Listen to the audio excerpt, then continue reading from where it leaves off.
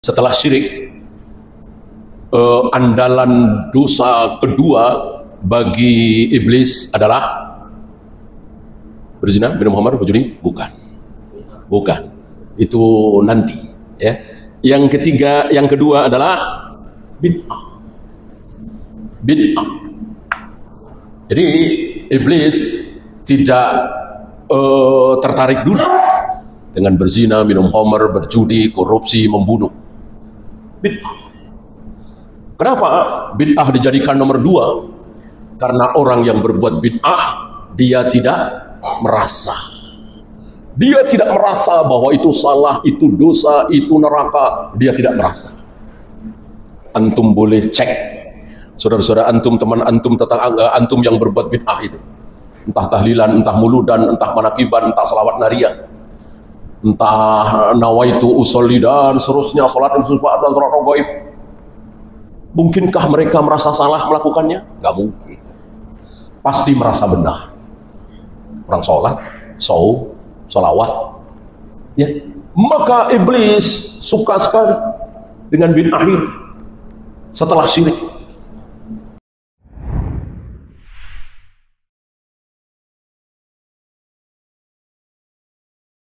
Saya awali dengan dosa yang paling disukai oleh setan.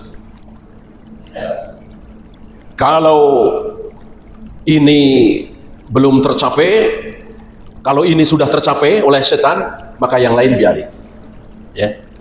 Mau jujur, mau amanah, mau rajin sholat, mau rajin sedekah, biarin aja. Yang penting kena satu ini. Karena kalau ini sudah kena, pasti dia kekal di neraka selama-lamanya. Setan iblis berhasil, sukses. Walaupun dia bersedekah, jujur, amanah, rajin sholat, rajin saum, dermawan, menghabiskan hartanya untuk fakir miskin, dia akan kekal di neraka selama-lamanya. Apa? Iya. Antum yang belajar tauhid tentu antum tahu. Syirik. Ketika tipuan iblis pertama kali ini tercapai, iblis biarkan. Bahkan kadang-kadang ditiup-tiup. Rajin sholat, rajin sedekah, rajin berbuat kebaikan, dibiarkan oleh iblis. Ya biarin aja. Orang pasti kekal di neraka selamanya. Ya, misalnya dia meyakini bahwa Allah bisa menurunkan hujan, Jibril juga bisa, Rasulullah juga bisa, Syekh Abdul Qadir Jailani juga bisa. Ini terancam kekal di neraka selama-lamanya. Maka orang-orang seperti ini seringkali kita saksikan. Rajin sholat, rajin sedekah, rajin baca Al-Quran. Keyakinannya rusak. Sudah jatuh ke dalam syirik. Menyembah Allah lewat perantara-perantara.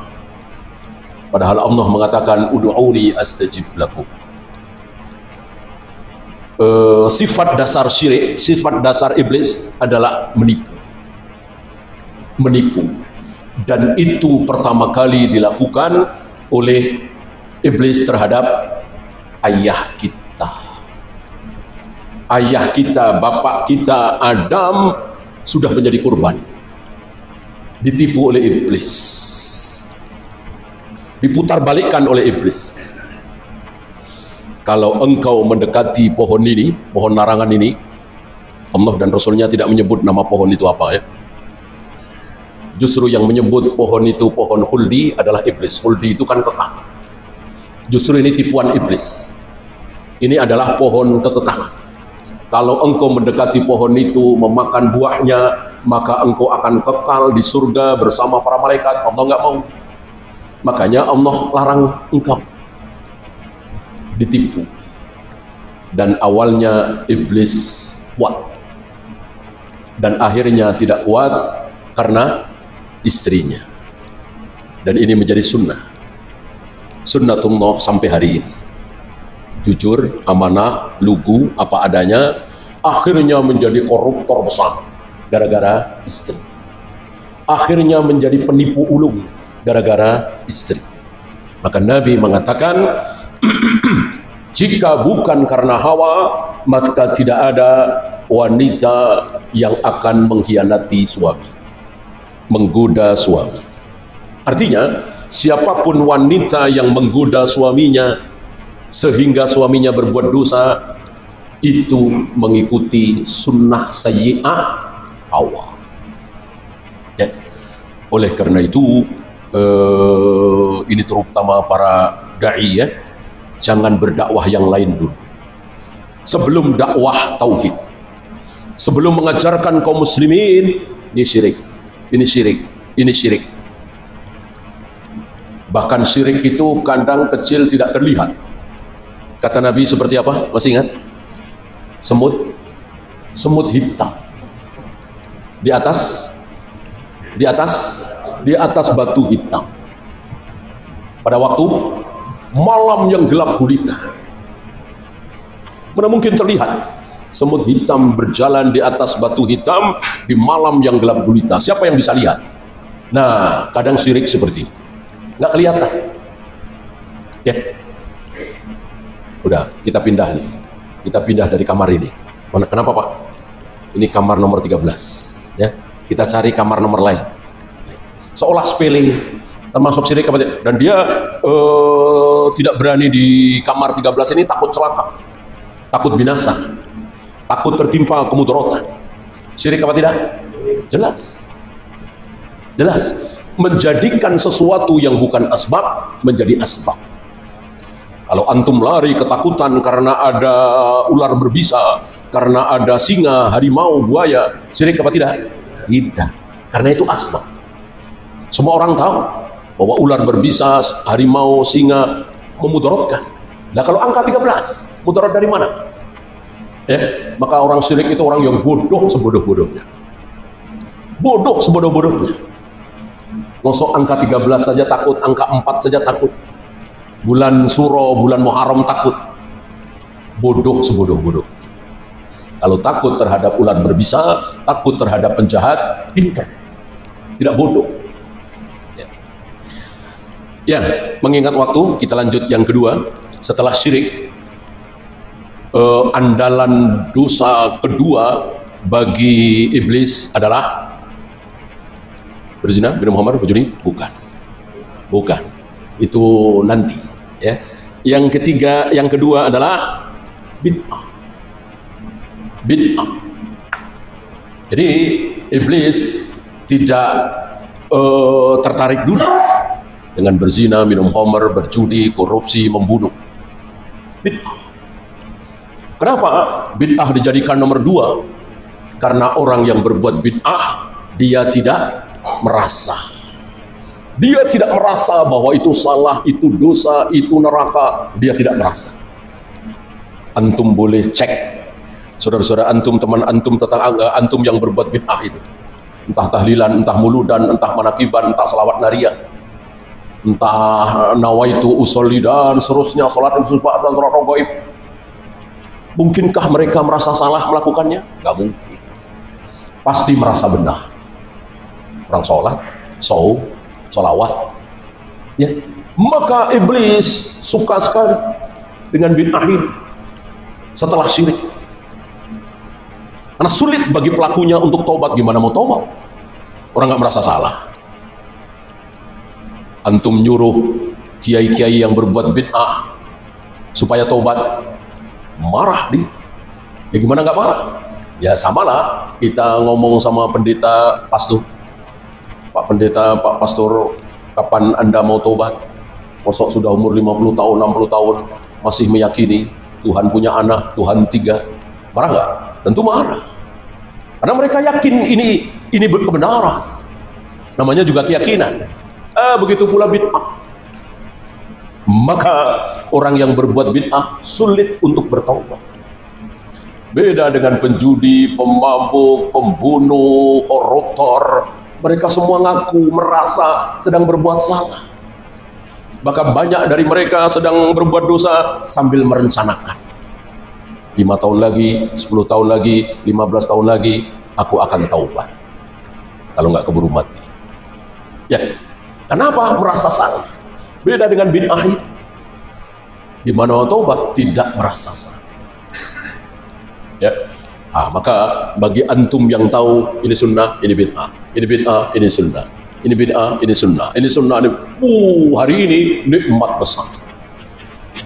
Walaupun antum gaji kecil, cuman satpam, cuman OB, tapi antum bisa membedakan mana sunnah, mana bid'ah, mana sunnah. Nikmat yang luar biasa. Sementara profesor, doktor, ustadz kundang dipanggil kemana-mana, dia nggak bisa membedakan. Sholat tahiyatul masjid dengan sholat nisfu Sa'ban nggak bisa bedain. Dikiranya sama-sama sunnah, sama-sama benar. Dia tidak bisa membedakan labbaik Allahumma hajjan dengan usolli fardhu subhi. Dikiranya itu sama-sama niat, sama-sama sunnah. Oh, antum bisa membedakan, nikmat yang sangat besar. Keluaran pesantren enggak, bahasa Arab juga enggak tahu, Al-Quran enggak hafal, bahkan juz amma enggak hafal barangkali, tapi bisa tahu mana sunnah, mana bid'ah. Apa kalau enggak nikmat? Dan ini pilihan Allah. Ini betul-betul pilihan Allah. Hampir 20 tahun di pesantren, hafal Al-Quran, hafal ribuan hadis, tapi dia tidak bisa membedakan mana sunnah, mana bid'ah. Adakah? Ada, banyak. Gimana kita nggak bersyukur? Maka wajib bagi antum bersyukur, sesyukur-syukur bisa membedakan mana sunnah, mana bid'ah. Antum mau melakukan perbuatan yang sunnah, sholat tahiyatul masjid mau, sholat duha mau, sholat tahajud mau, sholat witir mau, sholat raghaib, antum nggak mau. Kalau mereka mau semua, ya. Puasa Senin Kamis mau, puasa Daud mau, puasa 6 hari bulan Syawal mau, puasa hari kelahiran, antum nggak mau. Puasa Rajab, antum nggak mau. Dan ini bid'ah.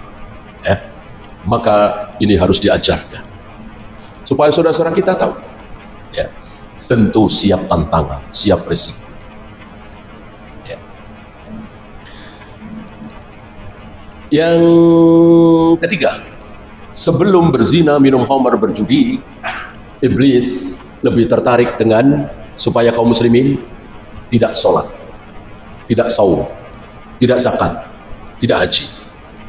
Karena ini lebih besar dosanya daripada berzina, minum khamar, berjudi, memperkosa, mencuri, korupsi. Gitu. Mungkin antum masih ingat perbandingan dosa antara Adam dan iblis. Ya. Apa dosa Adam? Melanggar larangan. Ada larangan dilanggar. Apa dosa iblis? Tidak mau mentaati perintah. Tentu antum bisa jawab, mana yang lebih besar dosanya? Iblis apa Adam? Jelas iblis. Maka tidak sholat, tidak saum, tidak zakat, tidak haji bagi yang mampu. Itu lebih besar dosanya daripada berzina, minum khamar, berjudi, membunuh, korupsi. Karena yang ini perintah, yang ini larangan.